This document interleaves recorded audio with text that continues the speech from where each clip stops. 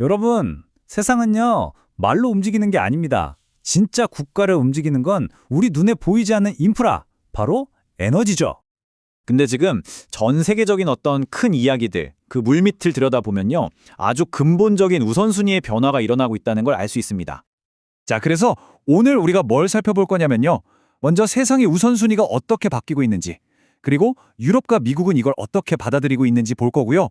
마지막으로 이 거대한 흐름이 우리 대한민국에게는 어떤 의미인지 한번 깊이 파고들어 보겠습니다. 네, 그럼 첫 번째 이야기. 몇 년 동안 전 세계 정책의 중심이었던 우리 귀에 아주 익숙한 그 이야기부터 시작해 보죠. 정말 오랫동안 모든 대화가 바로 이 목표, 탈탄소와 재생에너지를 향해 있었잖아요. 그런데 말이죠. 오늘 우리는 그 뒤편에서 조용히 하지만 아주 단단하게 만들어지고 있는 또 다른 현실을 들여다보려고 합니다. 자, 그럼 첫 번째 사례로 유럽을 한번 볼까요? 유럽이 기후변화를 부정하는 게 절대 아닙니다.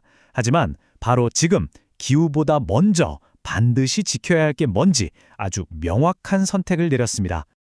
2026년 EU가 얼마를 쓰기로 했냐면요. 무려 3억 4,700만 유로. 어마어마한 돈이죠. 이 돈을 어디에 쓰냐?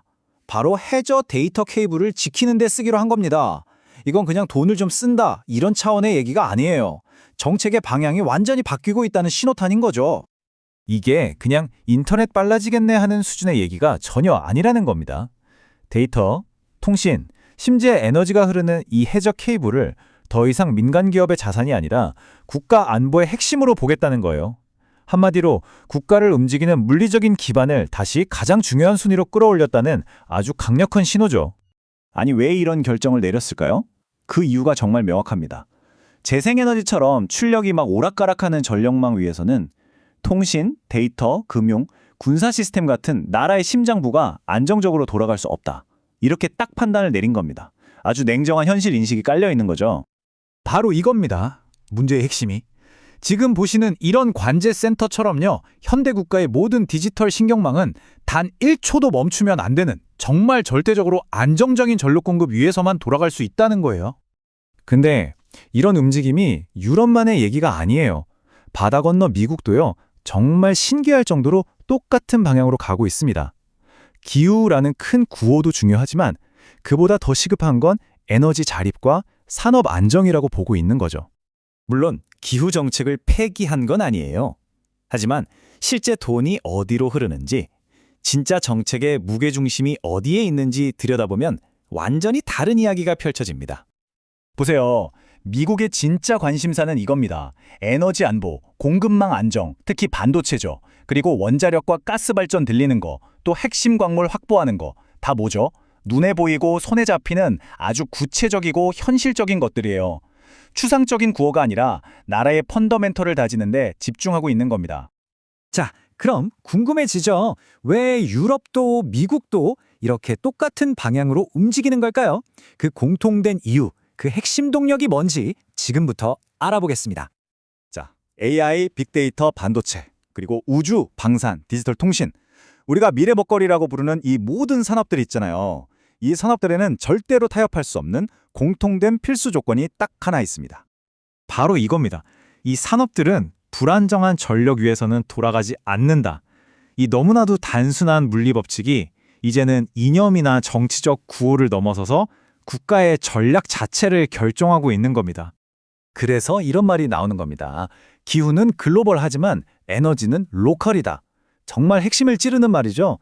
기후 문제, 물론 전 지구가 함께 풀어야 할 숙제 맞습니다. 하지만 당장 내 나라의 공장을 돌리고 산업을 지키는 에너지는 각자의 현실에 발을 딛고 있어야 한다는 거예요. 자, 그럼 이제 이 거대한 세계적인 흐름 속에서 우리의 이야기, 대한민국의 이야기를 해볼 시간입니다. 우리는 지금 어디에 서 있을까요? 이 질문을 한번 던져봐야 합니다. 세계의 리더들은 이미 명확한 선택을 하고 앞으로 나아가고 있는데 혹시 우리는 여전히 논쟁과 절차에 갇혀서 정작 중요한 결정을 미루고 있는 건 아닐까요? 이건 이념의 문제가 아닙니다. 우리 미래 산업의 기반이 달린 아주 현실적인 질문이죠. 전 세계가 지금 들고 있는 현실적인 카드는 사실 굉장히 명확해요. 이미 검증된 고밀도 에너지원, 바로 대형 원전이죠. 그리고 그 다음 세대 기술로 주목받는 SMR, 소형 모듈 원전입니다. 이 둘의 공통점이 뭘까요? 맞습니다. 흔들림 없는 전력을 대규모로 안정적으로 공급할 수 있다는 거죠. 전력은 더 이상 토론의 주제가 될 수 없습니다. 그냥 국가를 기능하게 하는 가장 기본적인 기반, 그 자체니까요. 이게 바로 지금 우리가 목격하고 있는 선진국들의 전략적인 선택, 그 결론입니다.